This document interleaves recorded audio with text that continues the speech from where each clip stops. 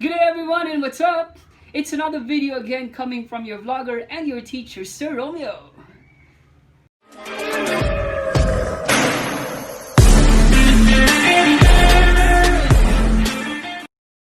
If hindi pa talaga kayo excited sa pasukan, then allow me to enlighten you on what's gonna happen pagdating ng pasukan on the 24th of August.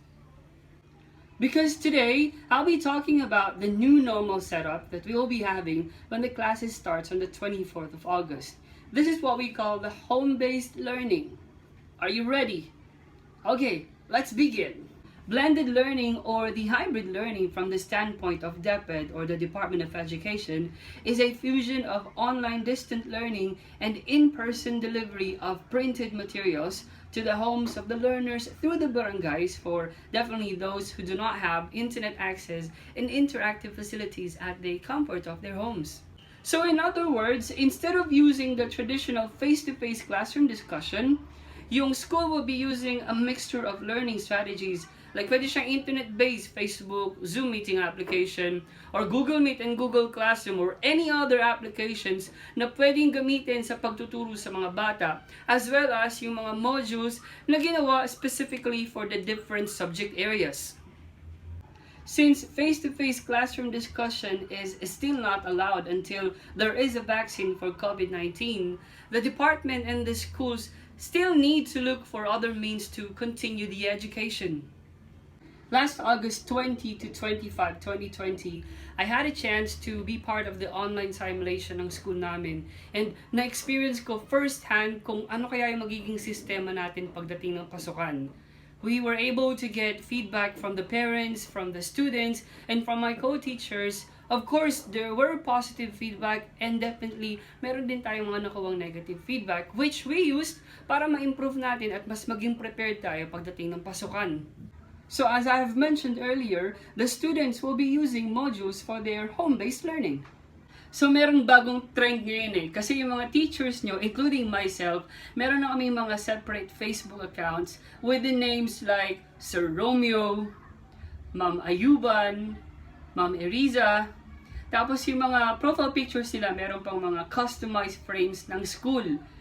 I think sa school nga natin, meron pang mga customized frames din for different grade levels, which is actually cool, tama? These separate Facebook accounts nila ma'am at ni sir ninyo ay intended for their Facebook group chats.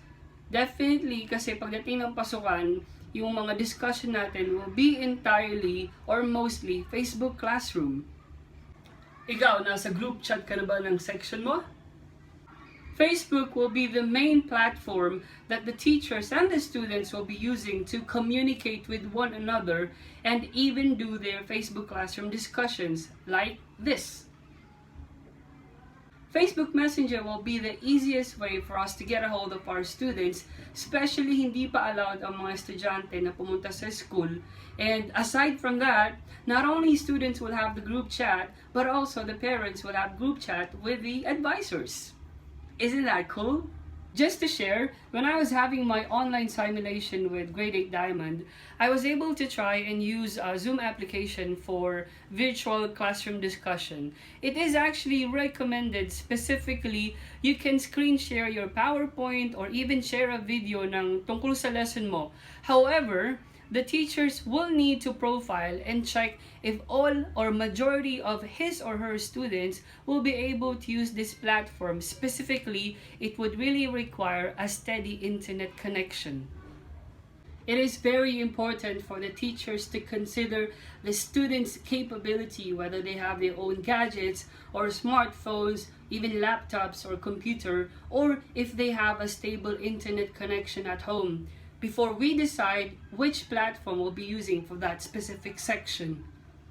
This may seem really hard to pull off, especially not all teachers are well versed to use this kind of platforms, and also not all students do have their own gadgets and stable internet connection at home.